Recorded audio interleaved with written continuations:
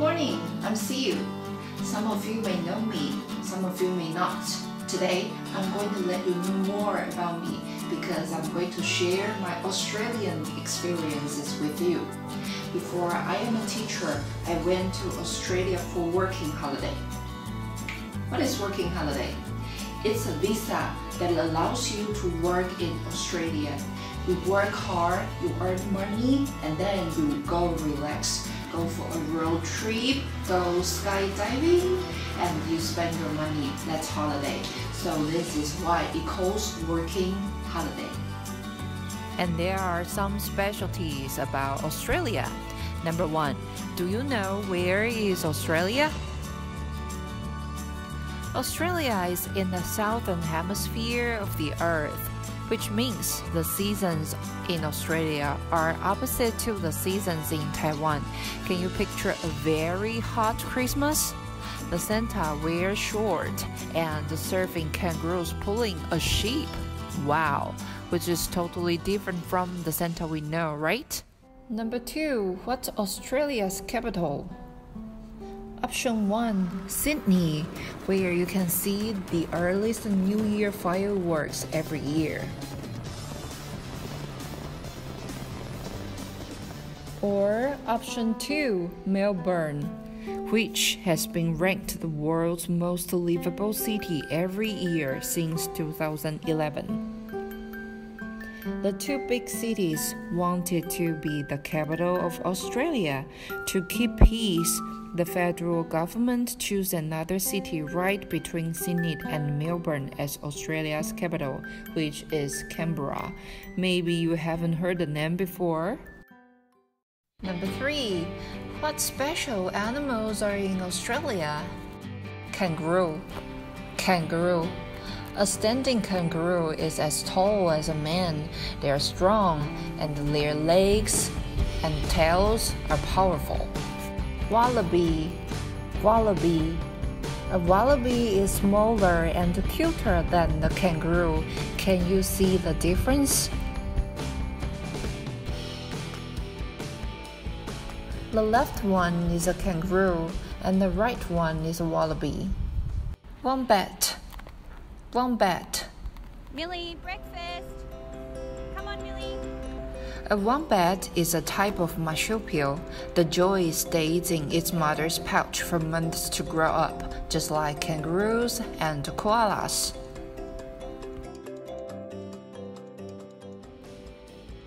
Koala. Koala. This is a wild koala, and he was just kicked out by the other koala.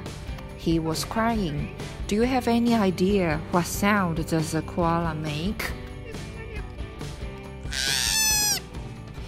Emu. Emu. An emu is a large Australian bird which cannot fly, just like an ostrich. But they are different. Can you tell the difference? An ostrich is bigger than an emu. It's the world's largest bird. Quokka. Quokka. Quokkas live in Western Australia, and they are said to be the happiest animals in the world. Why? Because they look like always wearing a smile on the face. And recently, there is a trend in Australia that is to take a selfie with quokkas. How adorable they are!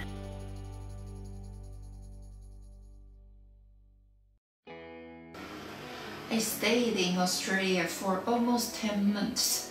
I worked in a Japanese restaurant as a waitress. And I also worked in the hotel as a housekeeper.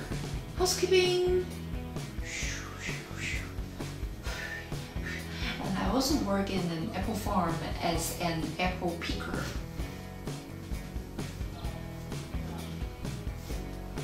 And I moved from Surfers Paradise to Sydney and to Melbourne. It was a very stunning time of my life. But do you know, when I got my first job, the first day I worked, I was complained by our customers. He said to me, "Can you find someone who can speak in English?"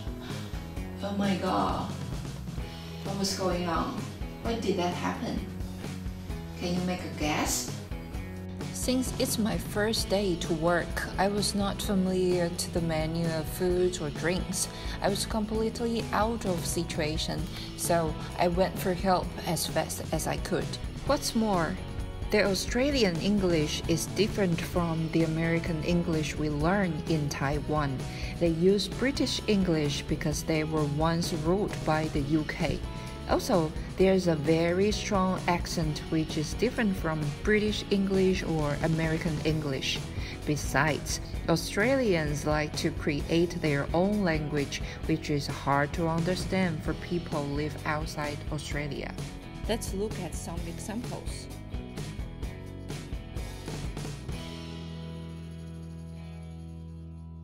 Good day. The Australians say good day when they meet someone. Hi, good day. Hi, good day. What is that? I thought, are you just asking me to go die? Of course not. It's actually good day. Can you see the difference? Good day and good day. Good day. So let's say good day instead of hello or good morning.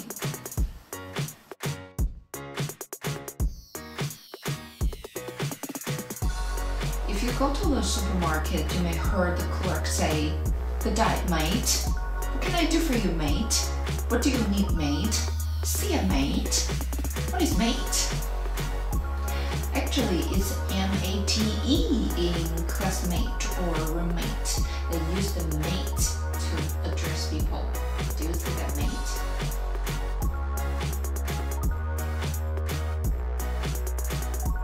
One of my colleagues in a Japanese restaurant once told me a customer said this to him, "Ta mate." And we know mate means dude, guy, man. And what is top? What is top mate? Actually, top means thank you. So if you want to be sound like a local Australian next time, maybe you can try ta mate. Some more examples here. Bracket for breakfast, Aussie for Australian, Kiwi for New Zealander, Motzi for mosquito. And there is a most special case. Take a look. What's this? What is Macca's? It's McDonald's. What? Australians changed the noble McDonald's into Macca's on Australian Day in 2013 just because most Australians don't say McDonald's but Macca's. Okay, I follow you. After my brief introduction to Australia, I hope you know more about this nation. What's more important is that, don't you think? This is why we should learn English, and this is how English should be used. We use English to travel around the world. We meet different people and we see new things. Although the way you learn English might be a little boring or it's too hard, but listen to me. Don't give up your English or you'll be regret in the future. See you next time. Bye bye.